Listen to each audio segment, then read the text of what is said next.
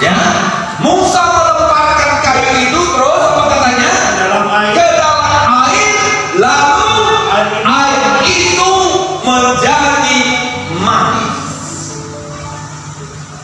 Silakan ini. Air yang pahit sudah berubah menjadi apa? Manis. Manis. Puji Tuhan. Haleluya. Hidup yang pahit sudah berubah menjadi hidup yang manis. Haleluya. Hidup yang menderita sudah berubah menjadi hidup yang sempurna. Amin. Puji Tuhan. Haleluya. Bersama dengan Tuhan kita pasti bisa. Amin. Katakan amin.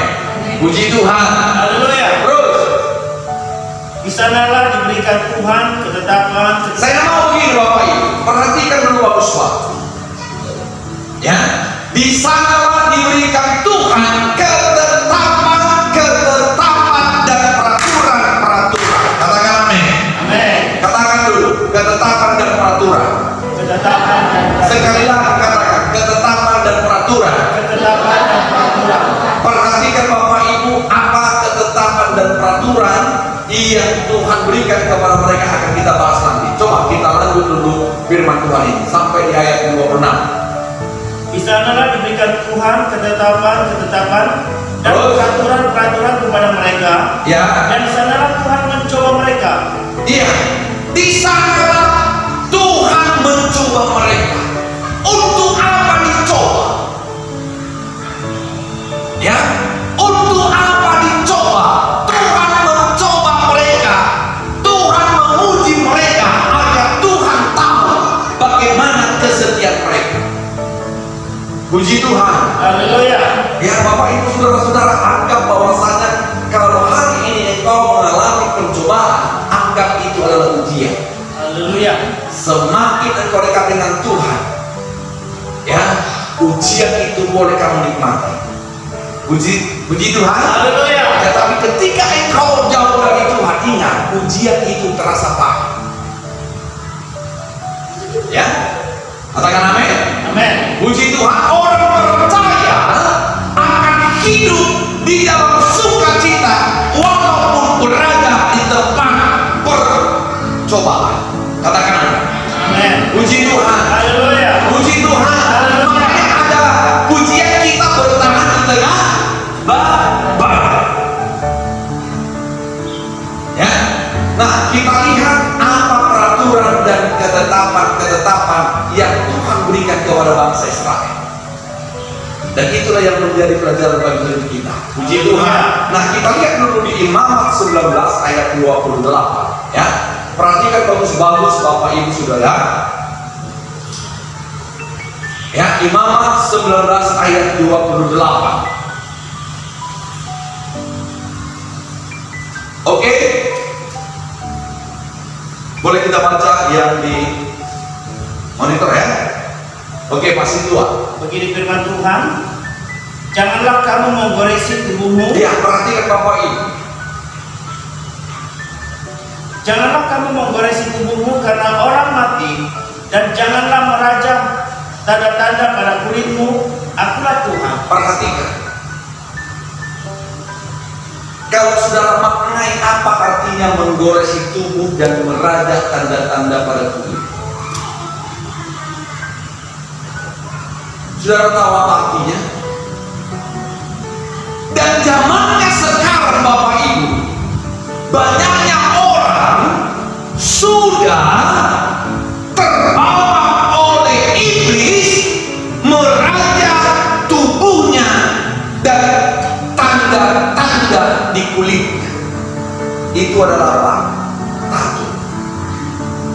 Ya, dari dulu itu. Tapi sekarang Bapak Ibu, saya mau katakan kepada saudara, dulu bangsa Israel, dari mana asal usul daripada tato itu? Dulu bangsa Israel, ya, mereka itu beternak. Bapak Ibu, tato itu dari mana asal usulnya? Bangsa Israel dulu adalah beternak, baik domba, kambing, lembu, sapi. Ya. Nah, setiap hewan, ya, setiap hewan yang nakal maka dikasih tanda. Dia ambil itu, dia tanda, cap namanya, dari getah kayu, ya. Maka ternak-ternak yang nakal itu dikasih cap di tubuhnya. Makanya Bapak Ibu, kalau saudara masih lihat dulu atau dengar itu tahun-tahun 80-an, orang-orang yang keluar dari penjara itu dikenakan apa? Tato. Itu pertanda bahwasanya dia itu adalah apa? Orang nakal. Jadi saudara jangan bangga kalau punya tato. Kalau Anda tahu itu latar belakang tato, mungkin kamu pasti malu punya tato. Itu Alkitab sudah catat bahwasanya itu adalah tanda-tanda kejahatan. Inilah peraturan yang dibuat oleh Allah kepada bangsa Israel. Janganlah kamu menggoresi tubuhmu. Ya, saya lihat sekarang Bapak Ibu, tato ini pada zaman sekarang dia pikir itu menjadi apa? Tren. Dia pikir itu merupakan suatu kehormatan. Dia pikir itu merupakan suatu kecantikan. Kalau dia tahu itu bahwasanya tato itu latar belakangnya dari mana, mungkin orang yang pakai tato akan hapus tato.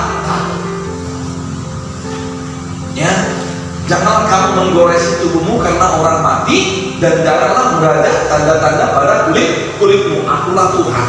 Ya, makanya dulu Bapak Ibu Saudara, maaf ya, kalau dia dulu, zamannya dulu, kalau dia keluar dari penjara melakukan tindakan kriminal, maka di sininya itu biasanya tanda kampak.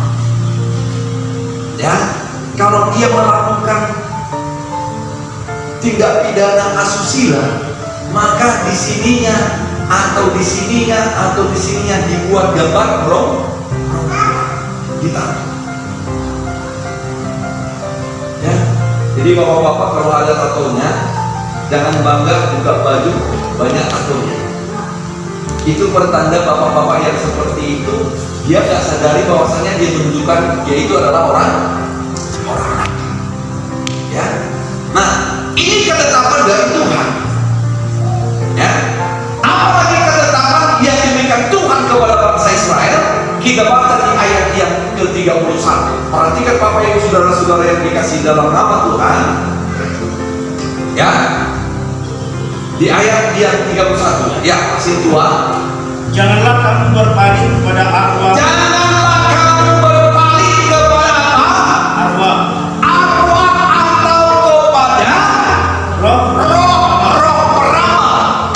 Bangsa Indonesia, perhatikan khususnya orang kita Tapanuli, orang Batak, paling hebat melakukan hal seperti ini. Bertanya kepada roh. Kalau saudara tahu ada dukun orang Batak yang paling hebat dan tahu di mana asal usul, di mana alamat dukun, paling hebat orang kita Batak. Tapi orang GPI Marikal 1 jangan ada lagi yang seperti itu. Katakan amin. Amin.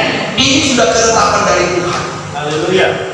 Ya, yang paling lucunya orang Batak ini justru bertanya kepada siapa?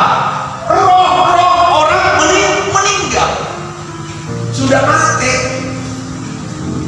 sudah mending. Setiap hari Paskah orang Kristen pergi kemana? Ke kuburan. Ngapain? Ziarah sambil berdoa. Ya,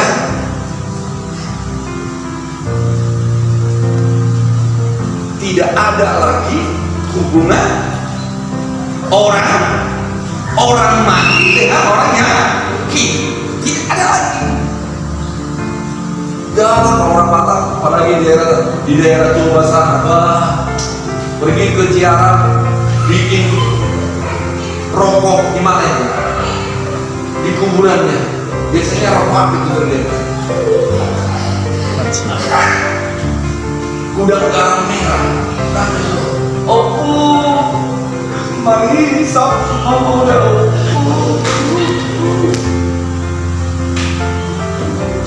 Ya, ambil dia menangis.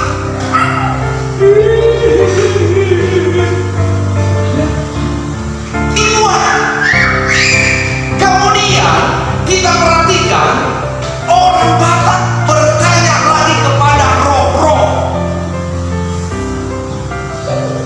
Ya, kalau ada orang sakit pergi ke dukun.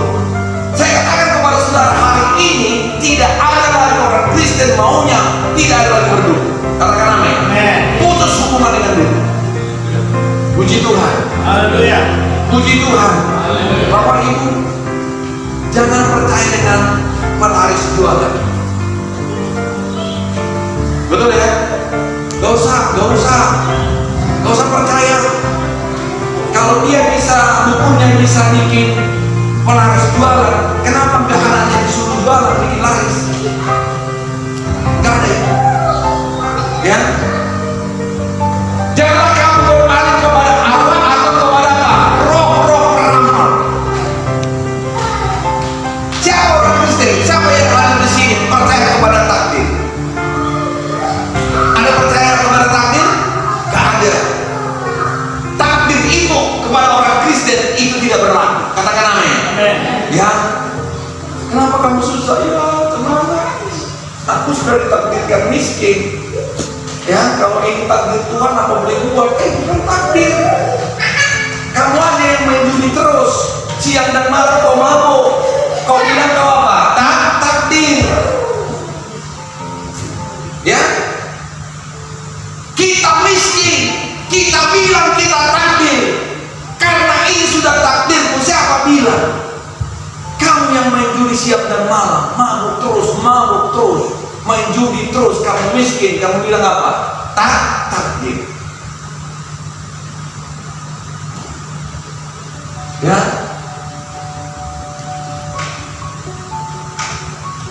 Ada perempuan kawin cerai. Dia bilang sama orang, kemana mampu, udah takdirku begini. Memang pertama harga Situmorang suamiku.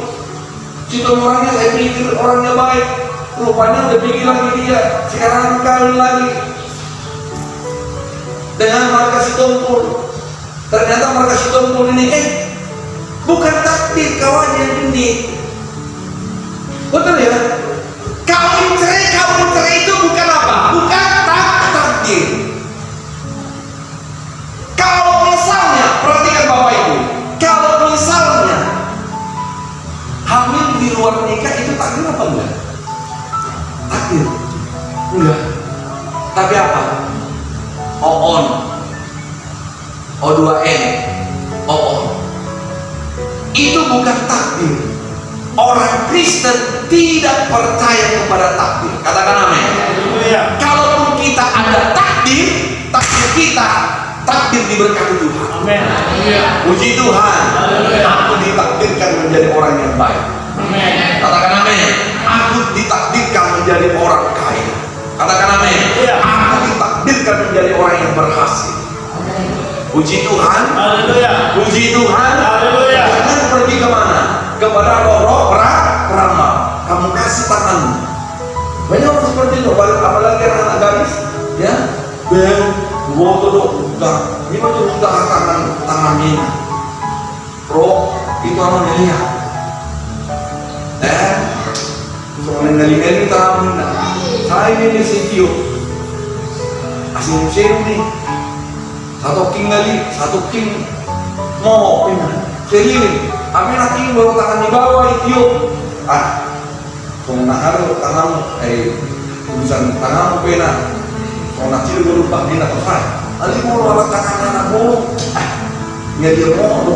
Wala. Dibalik, alay. Uwi na mo siya. Tulisan ni tangan mo. Kamu tayo durado ng siya. Dibalik, anak mo. Ulog ko matuhan mo na. Jangan percaya kepada roh-roh peramal. Haleluya. Puji Tuhan. Haleluya. Itu sudah ketetapan dari Tuhan mulai zamannya Israel. Kalau kamu mau berhasil dagang, cukup kau berdoa kepada Tuhan. Amin. Puji Tuhan. Haleluya. Ya. Terus, Janganlah kamu berpaling kepada Allah atau kepada roh-roh peramal. ya, Janganlah kamu mencari mereka. ya, Dan dengan demikian menjadi najis, karena mereka akulah Tuhan Allahmu. ya. Akulah Tuhan Allahmu. Yang pertama, ketetapan yang sudah diberikan oleh Tuhan. Orang Kristen, orang yang percaya kepada Tuhan, jangan lagi bertanya kepada roh-roh peramal. Haleluya. Siap, katakan amin. Yang kedua, ketetapan yang berikutnya kita baca dulu di Ulangan 22. Ya, Ulangan 22. Ulangan 22 ayat 5. Coba saudara perhatikan apa yang Tuhan sudah tetapkan bagi bangsa Israel. Ya, Begini firman Tuhan, ya. berbagai-bagai peraturan Berbagai peraturan. Perhatikan Bapak Ibu, makanya di gereja kita hal ini dilarang karena memang Alkitab melarang. Ya. Terus, seorang perempuan janganlah memakai pakaian laki-laki. perhatikan ini. Seorang perempuan janganlah memakai pakaian laki-laki.